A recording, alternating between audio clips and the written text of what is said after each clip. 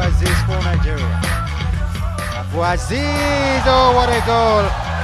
Fantastic.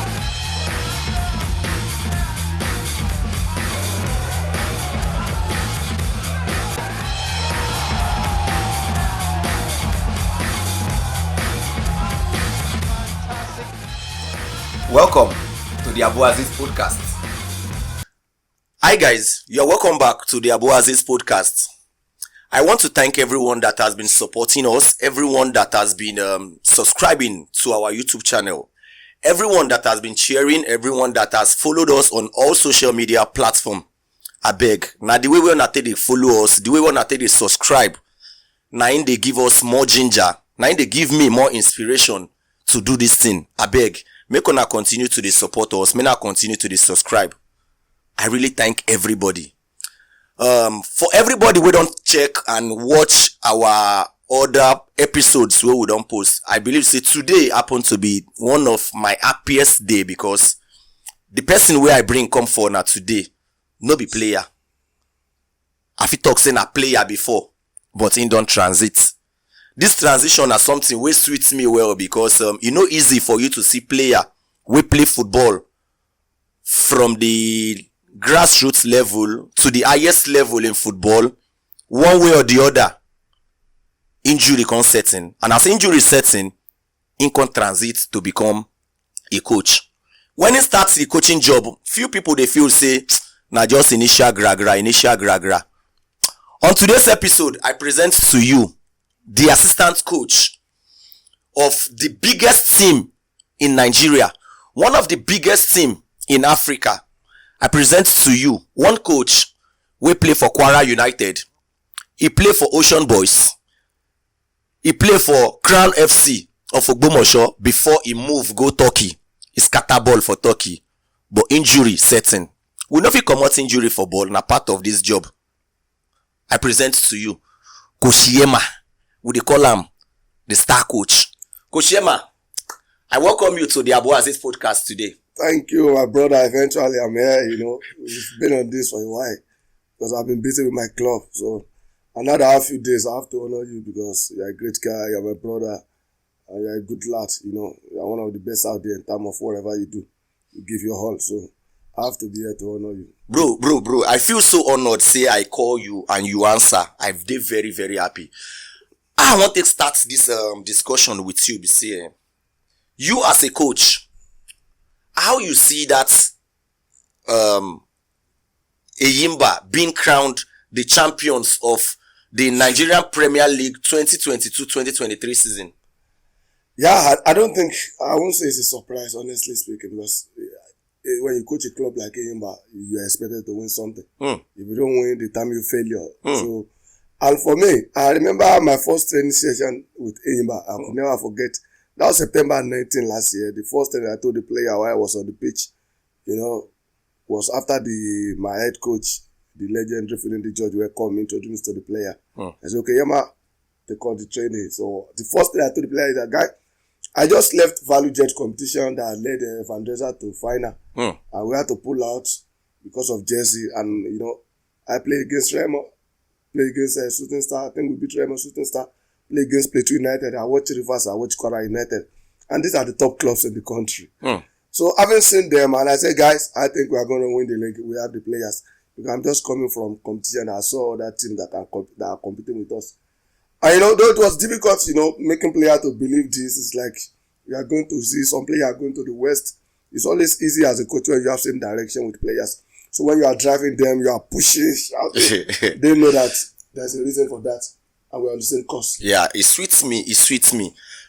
How you take see yourself, or how you decide to transit from a professional footballer where you be that time where you play for Turkey before the injury come, how you can't decide to feel like say, okay, be like saying a coaching now be the next job? Is it that something pushed you towards becoming a coach, or it is something you have always told yourself that, okay, if I play ball finish, I go become coach, or somebody tell you to say, Yema, go do coach? Yeah, I don't think see, the journey is funny, honestly speaking. I knew that I'm going to be a coach, but I never knew it would come at this early stage. Very early stage of my life, because when I left football, I was so young. I think I was 23, 24 when this injury started when I was in Ocean Boys. I think we went to play Rangers during FA Cup in Abuja. Then we were still grouping FA Cups 4. Our center was in Gomez, so I had terrible knee injury, and it became so difficult for me moving from club to different treatment. So when I had to stop because my family, had to advise me that, guy, this ligament is becoming a problem. I did MRI, and there's some news I was not happy with that I was told about the knee.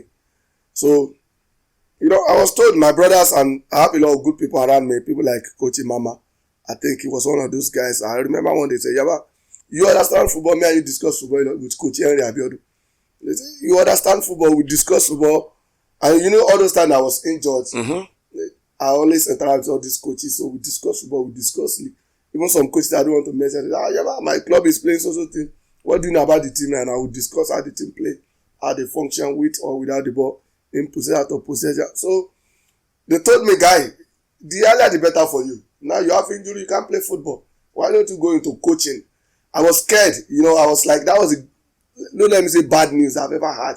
I was like, so I'm going to stop football and start life all over again. So it was tough for me, but what about me is this when I make up my mind. And the first thing I did when I stopped playing football was because of the house I came from. In my house, you have to go to school. So the next thing my brother told me, hey, Yema, you have to go to school. You have to go to university. So I had to start from 100 level. again. Yeah, I had to start from 100 level. Okay. So I read entrepreneur and business management in university for 4 years. So while doing that, I was doing my coaching batches, and I was in Abuja then. I left Lagos to Abuja. I was coaching one Gwarimpa Star. That's where everything started. Then I was privileged to coach big boys. It's not every coach that started at high level. I was coaching Gwarimpa Star, where you have Kenneth Omero, Bin and Sofo, Sonny Malen, a lot of Friday, Fred Friday, a lot of professional training with my team. So see me then, I could remember when they had argument for one of the big players I don't want to make, and I walked him out. I was like, are you asking me to go? I said, yeah, you have to go out. He said, see this small boy, look, you don't get respect, but for me, I was like, man, I'm doing my job.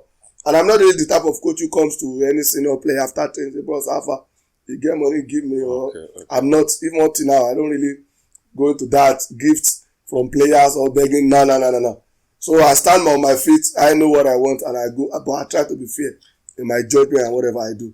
According to you, you said you studied entrepreneur and business management.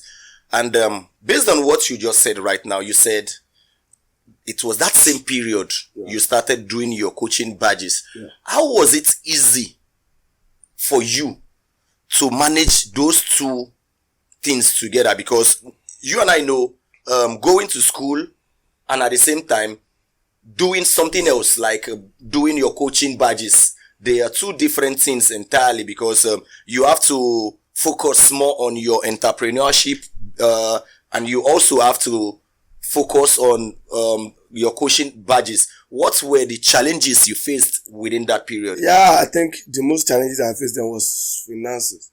It's not easy combining those things together. But, then I was not married too. So it is easier for me to struggle, to let some things go. I was no longer big boy. I was having money every month as a player, So I have to face, sometimes this thing affects so many players now, and that's why they struggle now. When you stop playing football, you have to realize that I'm no longer that player. It's another life entirely. So you need to be humble and focus on the next stage of your life. So those are the next stage of my life. I knew that I needed those education. Because as a coach, it has helped me a lot as a coach. It made me to be more organized, and it helps my planning. And I've read management university too. It helps me to manage. There's any club I am, like, so many things happen that it is like I'm having fun. Managing situation. Yes. I'm managing the player. That's how I have relationship with all. There's no team I play that I don't have this cordial relationship with all my players. It's all about management and, how to manage the situation and the environment. Yeah, there is this thing I know about football or footballers in general, Like I said earlier, injuries are bound to happen. Injuries are normal, something will go happen for football. That period where you get that injury, according to you, you say some big coaches come begin to tell you, say, football, they last forever. You get this knowledge of coaching. Why can't you just transit from being a footballer to coaching. That period, how you feel as a person. Then, secondly, wetin be the thing wey come motivate you say, let me do it? Yeah, I think when I was told, the first news I got was doctor telling me after the MRI scan, hey, your knee is damaged. It's going to be difficult for you, stuff like that. I felt to play again. Yeah, I felt heartbroken, And like dreams, dreams done. Yes. And like I said, it's always good when you have right people around you. I was lucky to have my siblings around me, and like I said, Coach Mama and Coach Henry Abiodun then. I think it was in Sunshine then. Those guys, they actually helped me then. I was like, I remember one day, they were doing cafe in Abuja, and I was in Abuja then. So I went to Go Project to go and see what is happening. Then I saw Coach Henry. He said, Yema, how was your leg? I said, sir, this leg. This is what doctor told me. He said, this is the time for you to start now. I've told you that when you discuss football, you are so intelligent and you know I understand the game. So why don't you go now? Don't worry. Man, I breathed in and out. I didn't know where to start from. No, it was strange for me, Yes. So when I was training with the club in Abuja, Gwanempa Star. Then I was lucky too. That's why I said, see, there's a way God does his things sometimes. Correct. The coach of the team then, Coach Emeka, is someone that I will always regard for the rest of my life. Everybody was like, Emeka is difficult. And one day he called me. It's just like everybody was speaking to my life, bro. One day I got to feed one day and he called me and said, you only know let you play ball. I know says I play ball. You better go on the coach me. I won't go do something else. So I did busy. Come and do this thing. Just like and that. And you sabi talk well. So boys go feel listening to you.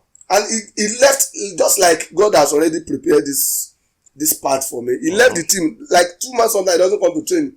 So sometimes when I have challenges to some players, I go and meet our boss. So this I will say, Yema, you have to solve it. That's why you have.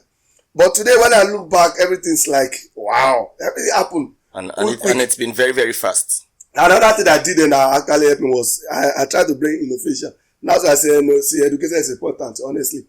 Every training I did then in Abuja, I go to my Instagram page, I do record, maybe you could record. I do record all my training program. And my training, yes, I post it on my social media page. And I have a lot of calls, a lot of DMs from people in abroad. Hey guy, you are going to be a massive coach. You are doing very well. Oh, I love your program. How did you get this program? Your program is good. You have nice program, And I was just having fun. There is this and I was not being paid then. I come for almost 3 years. Nobody pays me a dime. And you won't see, sometimes I trek from my house to training pitch. And sometimes when all these big players drive, I go, we'll give you that. No.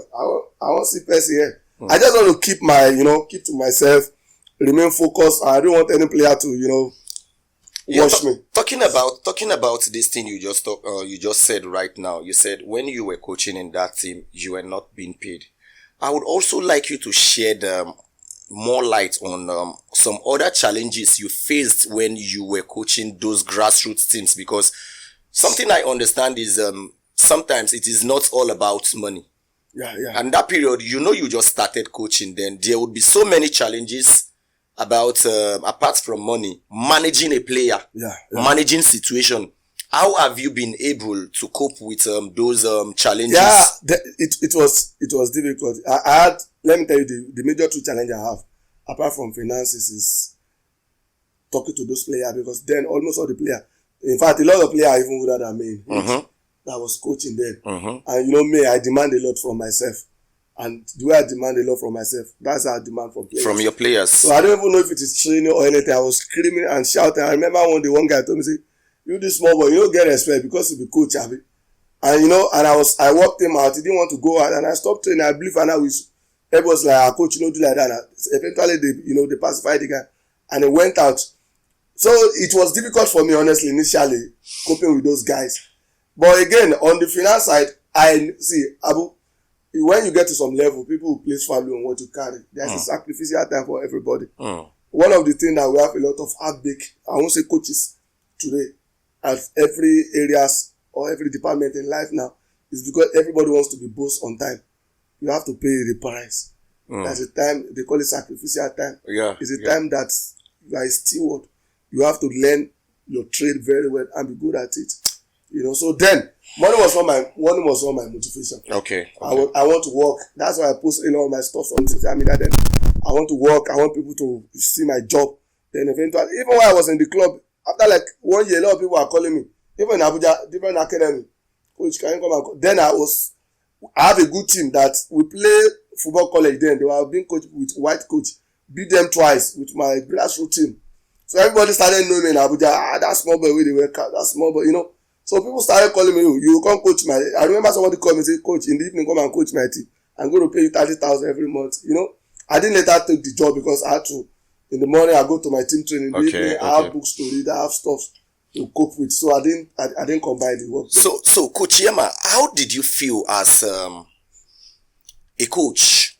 How did you feel getting a call or message that you would be the assistant coach of MFM? Because from my research, I understand that MFM happened to be the first NPFL side, the NPFL side that you have coached as an assistant coach, right? So, I don't know if you got a call or a message, but personally, how did you feel? The MFM job is something, when I coach MFM, I work in MFM for 2 years, and people actually feel like there are a lot of story then that I was not close to Kamara. While I was coaching Magate, I was the head coach of Magate, NLO side. Yeah. I think we play MFM twice. Early game, and they were lucky. I think we play 1 draw, they beat us 1-0. Okay. So when Kamara was leaving, I test Kamara. You see, there are a lot of people God has used to, to bless you. To bless me. And it comes with my relationship and my humility. Okay. With people, So I test Kamara. You try to talk, say you dey humble. Yeah, I'm off the pitch. Okay. But while I'm on the pitch, I will see me in touch. And a lot of people think I'm crazy. Okay. But yet, me, I'm a very simple guy. Okay. I messaged Kamara. Okay. Then he moved to Atlant. I said, boss, Alpha, please, if you have opportunity to take me along, I won't mind. And the next he told me, Yema, if not I change phone, the first one you see on my previous phone, he said, Yema, you're a good coach. I started like you as MFM head coach. Go to MFM, go apply for the job. You sabi coach. May MFM give you the job. Okay. And the next message I sent to him that I didn't know anybody in MFM. Even though my wife is MFM. I got married at MFM. Okay. You understand? So I didn't know much about. So I felt like that nobody's going to give me the job. So the next thing was like I got a message that MFM has considered Coach Bolus to be the head coach, and he worked with him, Mama. So I called him, Mama. Oga, I think this guy is coming to MFM. I don't know if you can link up together. And the first thing Mama said, Yema, Bolus needed you, even much more than you think you needed. Wow. Because you are from Lagos, you know the job, and I know what you can do. And he's coming as a stranger. You need someone like you. So guide him. Who understand exactly the environment and this. And he told me a lot of stuff. And he connected us. And the first time I called Coach, Coach, how are you from? I said, Yema, Mama don't tell me about you. That, okay, when I get to Lagos. And that was hard. But it was tough. When I came to MFA, a lot of people gang up. They didn't want me to work. They were like, this small boy. We just start work, Nana. We just start work in MFM. I faced a lot of stuff. I was time they snapped my said to Gio that I have tattoo of my name. How can a coach have a tattoo? Because it's a church team. Bro, let me tell you something. What I have faced in MFM could consumer, that there's a lot of hatred, gang up. But for me, there's something. This is what I always tell people. I'm not interested in anything all my life as a coach than results. Not money. Every club I've worked for, including as Enyimba, I'm not really the type who emphasize on money. The thing I emphasize is on the environment that will make me to display my work. Wow. I knew what I brought to MFM then. After Kamara left, I don't think they could see another coach that is as hardworking as I do. I never missed one single training for 2 years. So you actually started your first NPFL career as a coach with MFM. Yeah. Then you moved to where? Vandrezzer. You also became the assistant coach in Vandrezzer, right? Yeah, before I think that was one of your breakthrough when you became the assistant coach. And from being the assistant coach of Vandrezzer, I understand from my research that you became the head coach of Vandrezzer. How does it feel for you from being an assistant coach to becoming the Oga Patapata? How does it feel? What is that transition about? See, I don't think there's any big deal there. I won't lie to you. I've always prepared the way I worked and the commitment I put to my job. I've always prepared for something big. And I've been privileged that when I started coaching as a boss. That's what I mean. All the grassroots I coach, I was the head coach. NLO, I was the head coach. So taking decision and managing people and environment is fun. But even when I was in NPFL, I was the first assistant coach. But I know the responsibility that you take. I did a lot of stuffs. Even behind the scene. And there was a time that the Bolus had this and he was asked to step down. I was more like leading the club because they brought Coach Edmond as the head coach. He was the second. He was assistant coach to the feeder team, and he came on board. Wow. And I was well on ground preparing the team, and we worked together. For me, it's not really about position, All I'm interested in is on the value of the job and what I deliver. For me, I'm not really the type of guy who fight for a position or who talks about position. So at Vandrezzer, when I became head coach, it was fun because I've been doing more of head coach work almost all my life. Oh, okay. So it was, position is not really what mattered. So when I became head coach, it was so easy. Even the head coach that became at Vandrezzer, I rejected the job. The owner of the club said, no, I was in Ghana with under 17 when they called me. That, Yema, the club is struggling since you left. I said, no, sir, I'm not the reason why the club left. We have head coach, Henry Makinwa, who is a very good coach too. Yeah. Who came on board, and the result was not forthcoming. And people felt it's because I was not around. No, it wasn't because I was not around. I'm not indispensable, you understand? Nobody is. So when the man called me, no, you have to come and take over. I sent him SMS. I said, sir, we have just 4 games or 5 games to the end of the league. Let Makinwa finish. When I come back from under 17, I will resume with the club immediately. Then I will do a bit I can do. Because I'm not a fan of being with you as head coach and you are sacked and I'm asked to take over. Oh, okay. Because of our environment. It looks like it's a betrayal. This guy wants this job. Okay. I'm the least person that will think about someone's job. I'm good enough at God's time to head anything. At God's time, not my own time. So what does it feel like when you had the almighty elephant team, Enyimba, the biggest team in Nigeria? What does it feel? How do you feel when you hear say Enyimba they find you, Enyimba they call you? Yeah, it's pretty good. Like I said, Enyimba remains the biggest club in West Africa, by miles. I could have joined Enyimba immediately Finidi came. Finidi and I has been talking. He got to know me through somebody and he had a lot of good things about me. If you are going to Nigeria, you need someone that will assist to go and take care of someone that understands. You understand the game, you understand the environment, he's brilliant, and he knows the job. I think recently you see Finidi George interview. I saw it. He said, I only wanted Yema. And was, so that first season couldn't happen. I had a contract with Vandrezzer. And then Yema too, I don't think they trust me enough. I won't lie for you. They didn't trust me enough. Then to be the first assistant coach. Okay. They didn't trust me enough. So it couldn't happen. Okay. During the season, the coach that came, he left. Finidi insisted, I want Yema. I truly they called me. The sporting director, Mr. Jude, called me. Yema, Finidi wanted you. I've known you for 5 years. I know you're a good coach. But maybe at the end of the season, I said, sir, I still have a contract with Vandrezzer. I didn't want to leave. So when season ended, and I got a call from the director, from Finidi, Yema, you have to come on board now, and stuff like that. I didn't want to go because I was the head coach of Vandrezzer. And, Vandrezzer there's been kind to me, I have free hands to work as the head coach and looking at joining new club, new challenge. But the way the club, when club actually wanted you, there's so much interest, and the chairman, Chief Ayansi, called me on phone. And that was called that changed everything. Though I've been talking to the sporting director of Finidi and Finidi George and coming, we've been discussing stuff like that. And when Ayansi called me, he said, Yema, what's wrong with you? We want you. We know what you're going to do, Shakara. Yeah. And I tell you, so when he called me that we want you, and we know what you have done at Vandrezzer. We saw everything. You are a good coach. You are young. Your energy, and everybody that we have spoken to about you say good thing about you. That's why I always tell people goodwill matters a lot. There's some door that will never open until people recommend and say good thing about you. So when he said, a lot of people have been saying a lot of things about you. So please, you have to come. And that's what he told me. And he said, okay, I'm sending you something now for your flight. And that was the end of everything. And here I am today as a league winner. So there was a story with where even they speak. You get one story we trend for social media for a while about you. Then I don't know, but then say the first time we Enyimba wants you. Say the reason we make you no go Enyimba be say that period you did national team under 17 and you told them that you would have to be going to under 17 and you keep your Enyimba job. And they said no. No. That story was not truth. That was the reason. This story actually. Or was it Vandrezzer? Okay, it was that Vandrezzer, not Enyimba. Yeah, that was what. Yes, that was the Vandrezzer issue.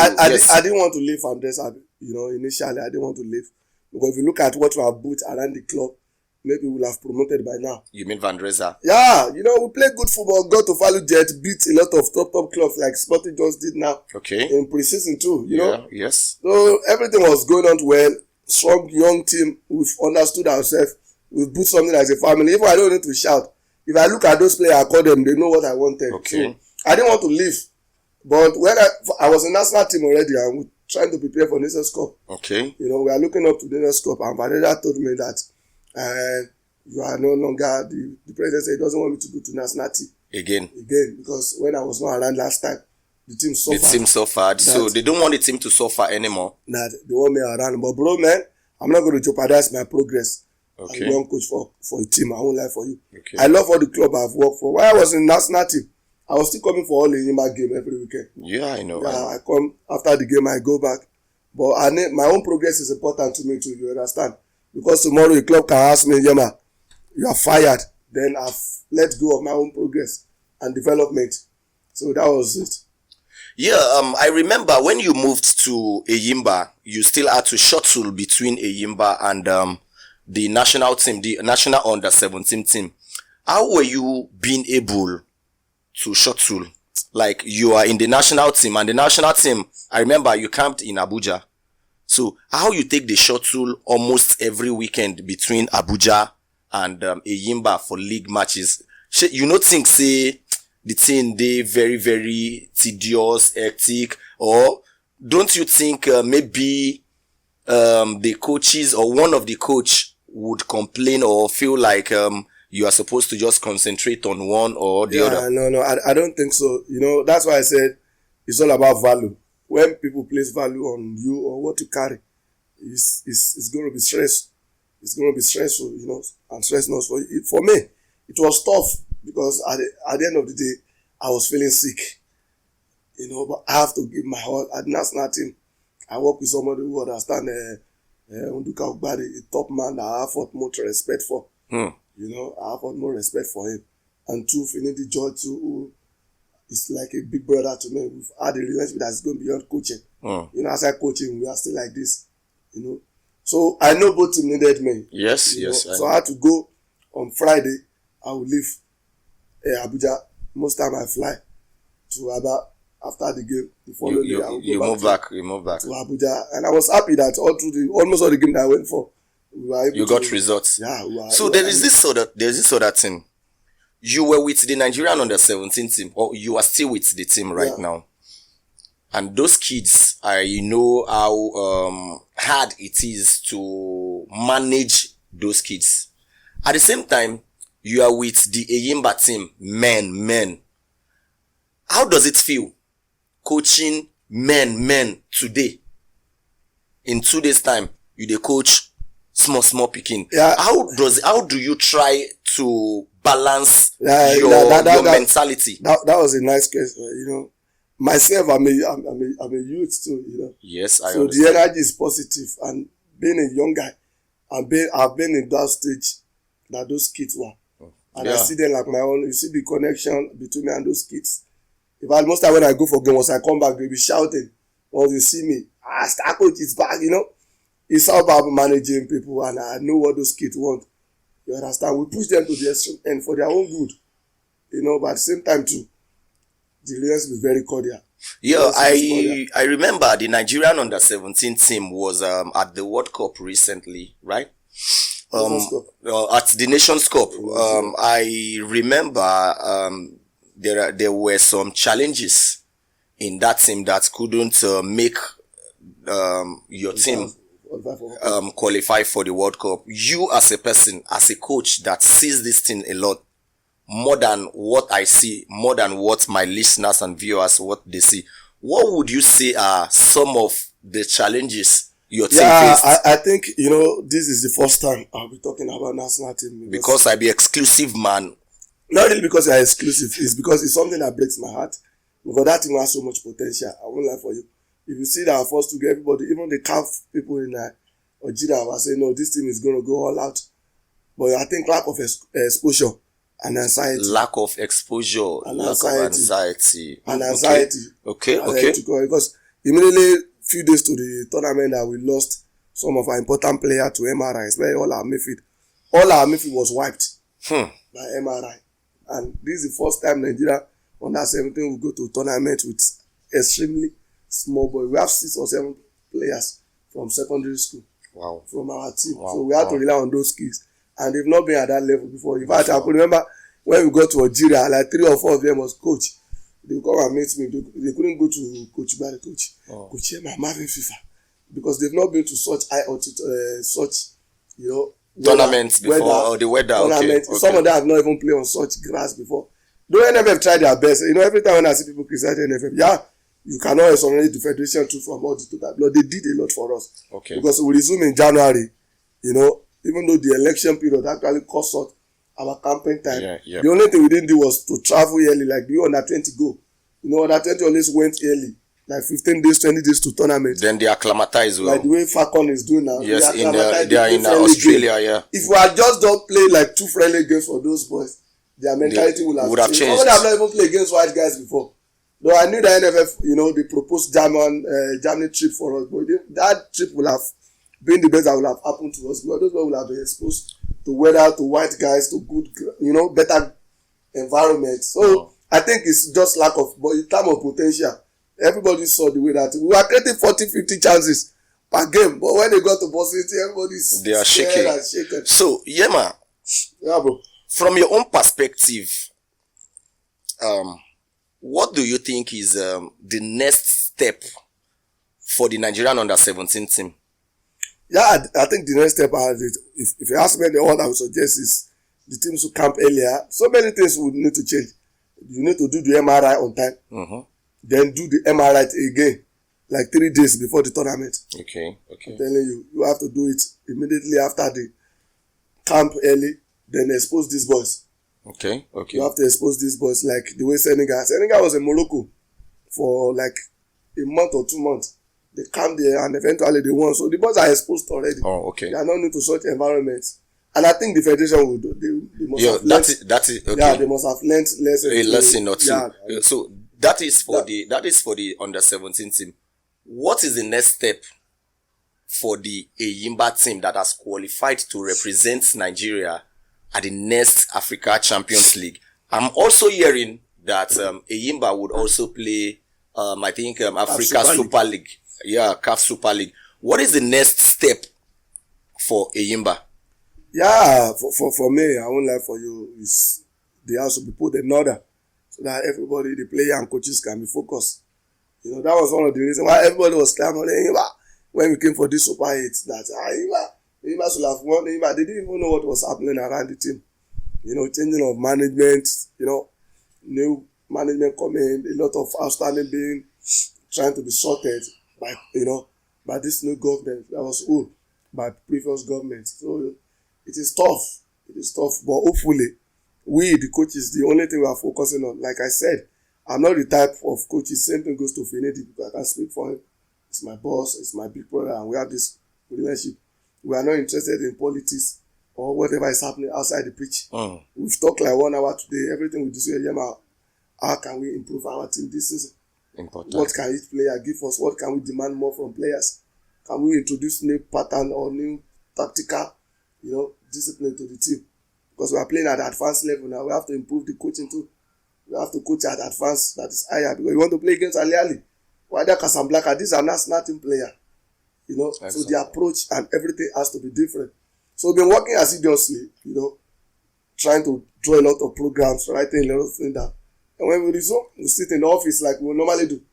We sit this way, okay, we discuss everything, then we go on the pitch. And so for us, I think we are ready, because most of our players, we want to keep most of the players that play for last season, so we won't start all over again.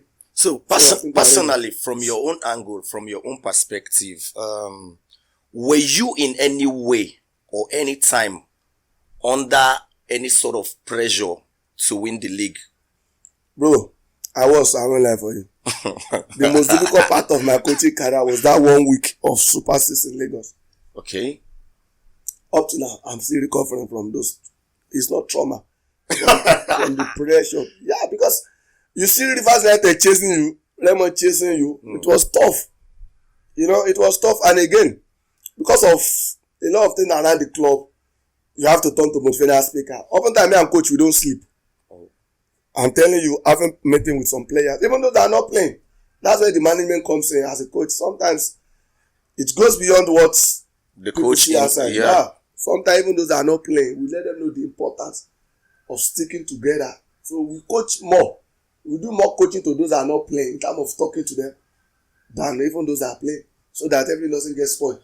So the prayer was too much. And you know, at Enyimba, when the Enyimba enter competition, everybody expected Enyimba to win. The prayer that is even from outside is even much. And another thing that is making us to go extra was because of Finidi George. He's a top coach. Yeah. I won't lie for you. He's a good, extremely good coach. Everybody wants that result. And last season they didn't win. I think they ended up in 7. And this season again, without Continental, without trophy, it's not good for his career. As a coach. As a coach. Even as a player. We have to. Most time I will not sleep. He will be in my room or I go to his room. Boss, Alpha, we are playing Remo tomorrow. See how Rivers up watching Rivers United's game or that Remo, because the good thing was we play Remo first, so it was a bit easier for us. We know that Remo is one of those competitors, so we've left them. So the focus is on other people. Other teams. So watch their games, talk, discuss. Okay, which player? We did a bit of rotation. Even so many players that gave us a lot during the season. I could remember one of our best left back is in Eden. He played a lot during the season. And during Super 6, he didn't touch ball. Because everything changed. Now, you know, a Super 6 it's not a league, it's a competition. So every game is important with different tactical approach. And we don't really choose team. We choose team based on who we are playing. If we are playing team like when we wanted to play Lobby Star, we know actually we are quite taking you up constantly. So we need someone who is a bit calm. And when you play most of this, like when we play Rivers United, River won't have scored us. We told them that, see, River will only score us 2 set pieces, but during open game, they will not score us. And the only goal they scored was Duru. So we need somebody who is a bit calm, who will not commit a lot of foul around the box. If we had considered 4 foul, immediately they scored that goal, I was out on top of my body. Guys, I prefer Rivers United to go and score than you committing foul. No, if it's going, don't worry. It will not happen because we have a reliable keeper in Ojo. Okay. Who is in post. So it was tough, bro. I was exhausted mentally, physically, and spiritually. So the truth is, the season that just ended, that Enyimba won, it happened to be one abridged league. Yeah.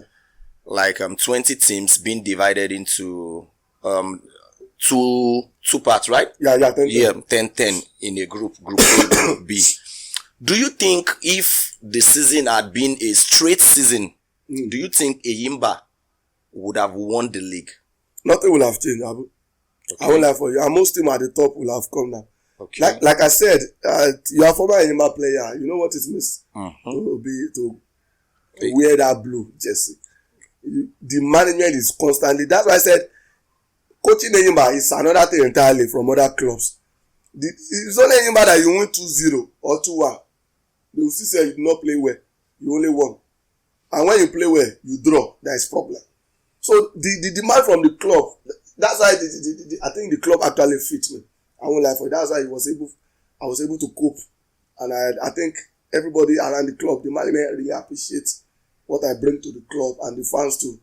When I went to Nassau, the first time I came, everybody was shouting, thank God coach is back. Even before I started going for games, the chairman, Sifayas has to call me, Yema, we can't afford to let you just be in camp. You have to be coming for games. That shows how much, they appreciate and value my contribution. So the pressure from the club will always sustain the club to be up there. So right now, what do you think is the best step for Enyimba International to prepare? Because I am bringing this back to you because you know what Enyimba stands for. Yeah. And the last time Enyimba won the CAF Champions League happened to be when I still did small rats.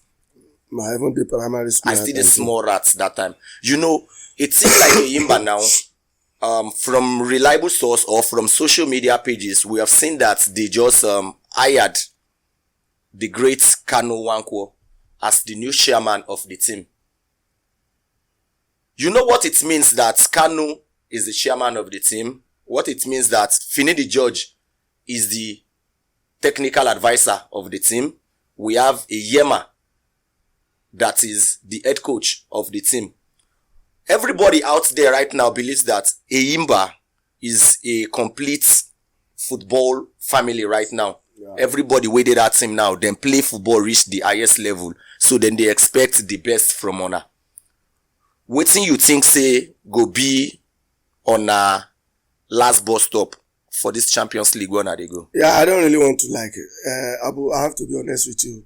I don't really want to promise anything CAF Champions League because by now a team that will play in CAF Champions League should be in camp now. You know, we should be in close camp and now preparing but now here we are now at home with a lot of uncertainty. You know, there's a change of management as I had and it's affecting the whole team. And there's a lot of stuff to be sorted around the club, you know, which has made it a bit difficult for us. So I don't want to raise anybody's hope, but believe me, we are Enyimba. So Enyimba will always try to Yema, before I go, you don't do for Vandrezzer, you coach Vandrezzer, you coach MFM, Enyimba. Which team you don't enjoy pass? I gotta put him on the spot, bro. like seriously, you know, I'm the type of guy that even when the environment is not conducive, I try to create environment for myself. Yeah. I'll make me to feel free. I enjoy my work. Till tomorrow, I'll be grateful to MFL. You know, our daddy Gio. I'm a member of the church.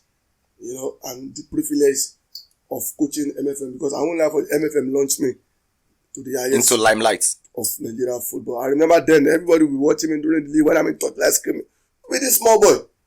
You know, so without MFM, I won't have gotten to this level. You know. Yeah. So for me, I would say I feel more comfortable at Vandrezzer. You know, I won't lie to you.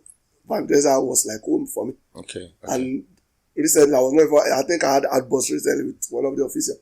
I was so happy with what is happening around the club. Okay. But it happens to you, as a player, you play so many clubs and you find, you know, you find some club. I know now. What I enjoy pass all my football. So I enjoy Vandrezzer more. Oh, okay. But I won't lie for you. I love all the clubs I've worked with, and Enyimba is putting me on my toe, and Enyimba ambition goes with my own ambition because, like I said, I always want to win, and that Enyimba gives me such opportunity. So we share same. Let me say we share common goal. So, Yema, it has been my pleasure inviting you over and having this particular conversation with you. I think I have learned a lot, and our listeners out there, our viewers out there, I feel like they've had stories they haven't had from anyone before, and I am very, very happy that you have been part of my career as well. You have been a friend, you have been a coach, and I want to thank you for coming out today, and may God bless